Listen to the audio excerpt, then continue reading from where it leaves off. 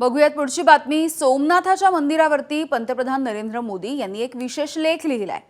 पहिल्यांदा हे उद्ध्वस्त केलं त्याला 1000 वर्ष पूर्ण झाली आणि या निमित्तानं हा विशेष लेख लिहिण्यात आलाय।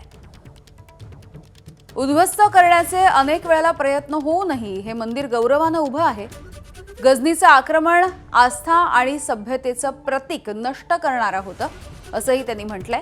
1951 ला मंदिराचं पुनर्निर्माण झालं, त्याला देखील यंदा 75 वर्ष पूर्ण होत आहेत। हल्ल्याच्या वेळची क्रूरता आणि विध्वंस हा जर पाहिला तर थरकाप उडतो।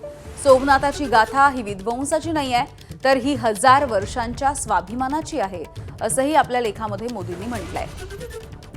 गजनी हा सोमनाथाप्रती असलेली भावना मात्र लुटू शकलेला नाही।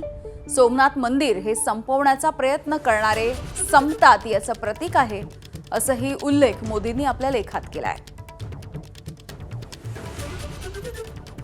तर मोदींच्या या लेखावरती काँग्रेसचे नेते अनंत गाडगीळ यांनी मात्र टीका केली आहे। सगळे लेख वाचलेत। आश्चर्य एका गोष्टीचं वाटलं। सुरुवातीला एक गोष्टीचं स्पष्ट करतो, कारण माझा काही त्यावेळेला जन्म झालेला नव्हता, पण जे काय ऐकलंय ते काँग्रेसची एक त्या काळामध्ये मीटिंग होती आणि त्यावेळेला वल्लभभाई पटेलांनी बोलून दाखवलं की त्या आपल्या मंदिराची पुरे विल्हेवाट लावण्यात आलेली। आणि मग त्यांनी काकासाहेब गाडगीळ माझे आजोबा आणि कन्हैयालाल मुंशी यांच्यावर ती जबाबदारी टाकली आणि आपण मराठीत म्हणतो तसं त्यांनी तो जीर्णोद्धार पुरा व्हायची जबाबदारी घेऊन गुजरातमध्ये वेळोवेळी मुक्काम करून ते मंदिर पूर्ण केलं।